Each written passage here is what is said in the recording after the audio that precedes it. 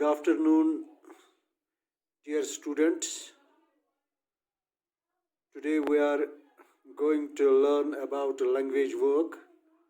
You know today is 17th of October and it is 17th of October 2020 and it is English class and our topic is wrinkle and our subtopic is language work. Write the meaning of the following phrases or expressions as used in the poem. تو اس poem میں جو phrases یا expressions بیانات دیے گئے ہیں جو ہم نے which we read in the poem, so we will write their meaning. So the first phrase from the backyard. From the backyard, here it means from the house of the parents of the poet's mother. جو poet کی ماں ہے وہ کس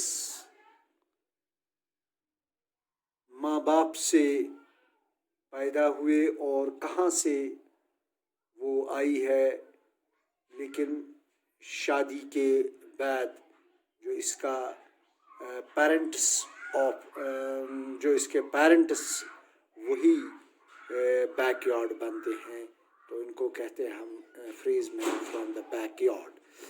second one is on your blood. تو اس کا meaning یہ ہے کہ blood means here the energy, جو اس کی طاقت ہوتی ہے ڈرینڈ فرام دا مدرس باڈی. پھر جب بچہ اس کو دودھ چوستا ہے اس کی چھاتی سے، تو وہ دودھ ماں کی باڈی کا، ماں کے جسم کا خون ہوتا ہے، تو اس کو یہ بچہ سک کرتا ہے، تو اس کو ہم کہتے ہیں بلڈ آن یور بلڈ. تو number third, nourished means here nourished myself. Nourished myself means developed and grew in mother's womb. جب مدر کے وomb میں، جب مدر کے رحم میں یہ بچہ 9 مہینے تک ہوتا ہے، تو اس کو وہاں جو نورشمنٹ ہوتی ہے اس کی، تو وہ 9 مہینے تک پورا ایک باڈی کی شکل اختیار کرتا ہے، ایک ہیومن بینگ کی شکل اختیار کرتا ہے. تو پھر 9 منتھس کے بعد یہ بچہ جنم لیتا ہے. تو چوتھا جو ہمارا ہے یار took me away means the poet got married. تو جب پوئٹ کی شادی ہوتی ہے تو اس کو ہم کہتے ہیں took me away. And here taking courage کا فریز جو ہے means having hope، جس پر امید ہوتی ہے، تو اس کو کہتے ہیں ہم ٹیک courage. ہیئر انڈر دا سکن means in the past of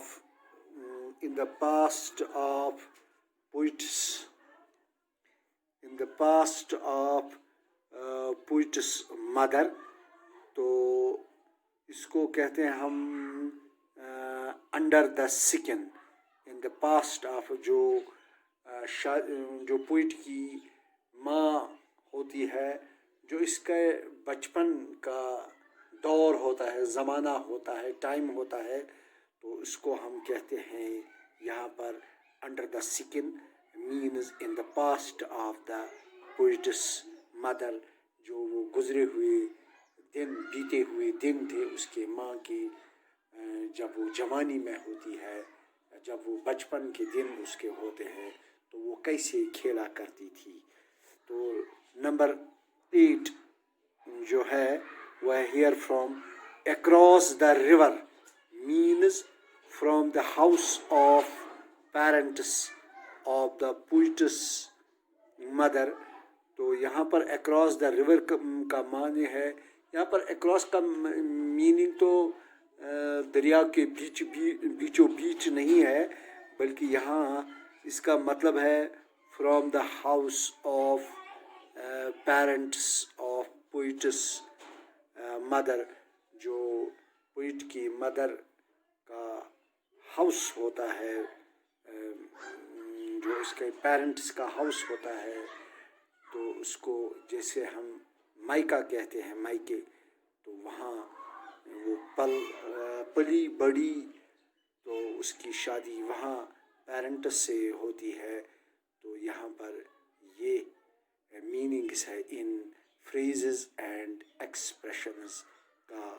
तो डियर स्टूडेंट्स, हमने इस लेसन को यहाँ पर ख़त्म किया है। आज हमने इस पूरे लेसन को यानी रिंकल पोइम को हमने ख़त्म किया है। तो कल हम दूसरा टॉपिक लेंगे। तब तक मैं आपसे इजाज़त चाहता हूँ।